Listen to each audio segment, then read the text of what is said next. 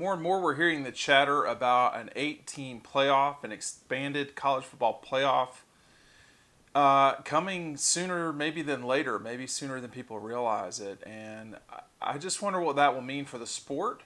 But what I'm going to focus on today is what it would mean for Georgia. If you look back in the most recent history, I mean, we've gone from a bowl system that didn't have anything to a bowl system that matches everyone up with a consensus national champion. So, what will this mean going forward in the future if it happens? Dean Legge from Dawgs, making you a smarter Georgia fan. Thanks for listening and watching. And I think the fact of the matter is that it will give more opportunity for teams like Georgia. I mean, let's go through it real quick and think about which Georgia teams would have probably played in a playoff. Well, the easy ones are 2002 and 2007, but there's some other ones as well. 2012, I think you'd make the case certainly for 2018. And there's some in between there. You know, you start talking about the 2004 team that had 2 losses. Would they get in there? The 2005 team that won the SEC championship, you would think they certainly would get in there. But an 8-team playoff would be a very different situation in college football. If the worry before was that the regular season would not matter, and I'm not sure you can really make that argument right now. But if you want to say that would be the case even more in the future, I could see that argument. But the problem is that we've gotten to the point where the end of the season doesn't matter at all.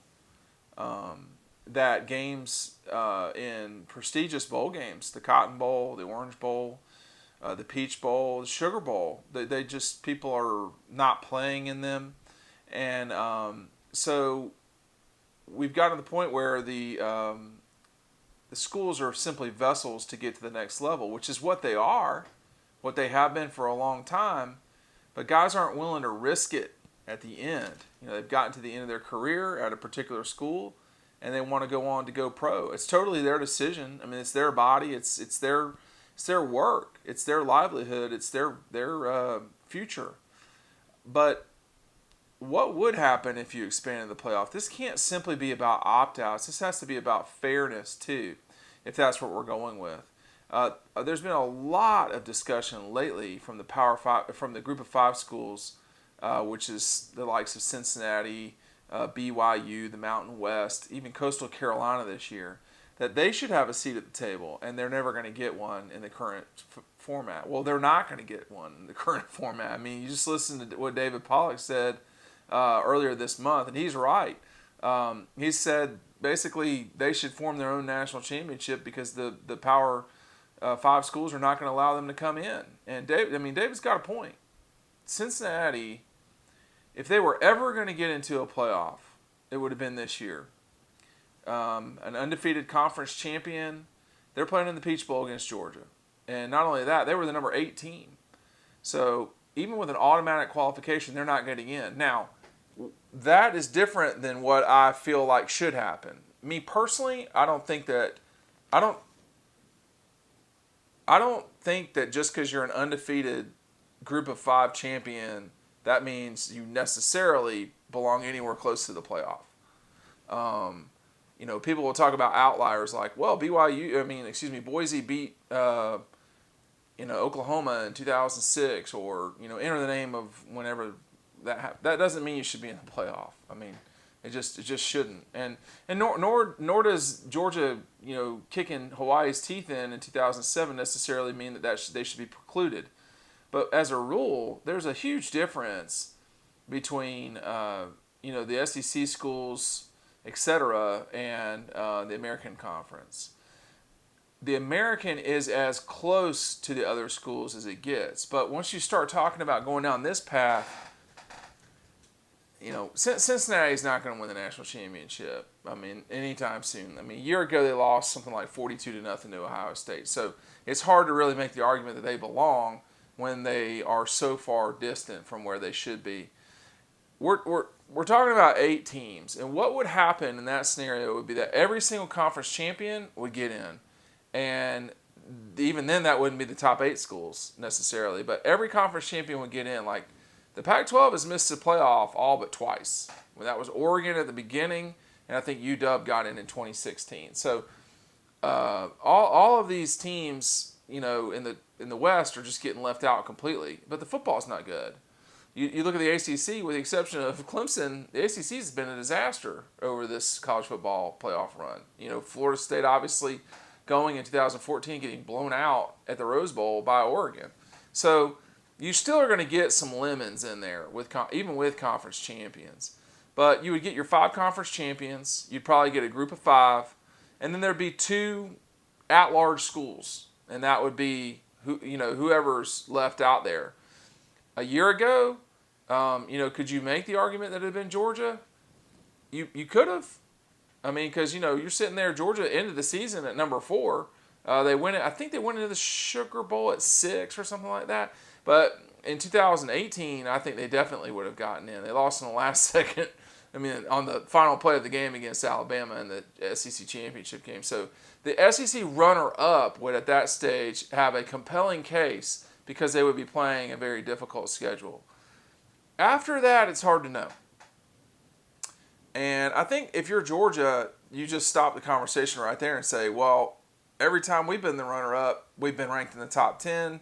A lot of times it's been in the top 7. So, yeah, we'd get in. The group of 5 champion would almost always would play the SEC champion because that team has been the number 1 a fair amount of this time. Obviously, in 2017, the 2 times that SEC schools combined to play for the national championship, they were the 3 and 4 seed.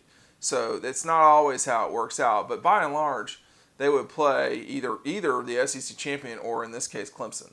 So what does that mean for everybody around college football? Well, coaches should be all for this because it's just another chance for them to get into the playoff. And let me tell you, the more playoff appearances you have, the safer your job is. For the bowls, I think the guys like the Peach Bowl and the Fiesta and the Cotton probably wouldn't be super pumped up about this, but they would go along with it because it would mean every single one of their games would matter, whether it's a quarterfinal or a semi. And right now we have Rose, Sugar, Peach, Orange, Cotton, and there's another one. I'm forgetting the name. So the New Year's 6 bowl games, you'd have to add 2 more games. The question would be, who would those bowls be, or would they even be bowls right now? You've got one in California, one in Arizona, one in Texas, one in Florida, one in Georgia, and of course, and then Louisiana, the Sugar Bowl. So you've got them spread out through the South across the country. Would you add one in the upper Midwest, make Detroit a home of I don't know, but there's not an obvious bowl game. I mean, the Citrus Bowl, perhaps, but all these other bowls have really gotten hit hard. The Holiday Bowl would make a lot of sense from years gone by, but really the 2 non-New Year's 6 bowl games that jump out typically are the Capital One and the Outback Bowl. To some degree the Alamo and to some degree the Holiday, but even those 2 have kind of slipped a little bit. But the Capital One is a heck of a bowl. And so then you'd have to fill the spots of the bowls and take it from there. But if you're Georgia and you say, hey, I want an opportunity to play in the national championship playoffs, they would love that. In 2002, 2007, 2012, 2018, they didn't get a chance to do that. That matters. I mean, back in the day when we only had 2 spots, I would say that was unfair. Now it's such a big moneymaker for the sport, whether you're the schools or the TV networks. It's really something that is, I hear so much about it whispered behind the scenes. This is coming, this is coming. The question is when.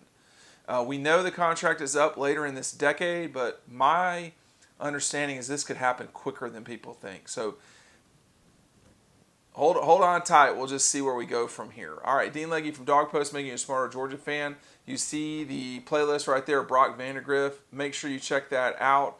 We've got a whole list of games that Brock has played in. You're going to want to see all of those and tell us what you think. Thanks for watching. Merry Christmas, and we'll see you on the website.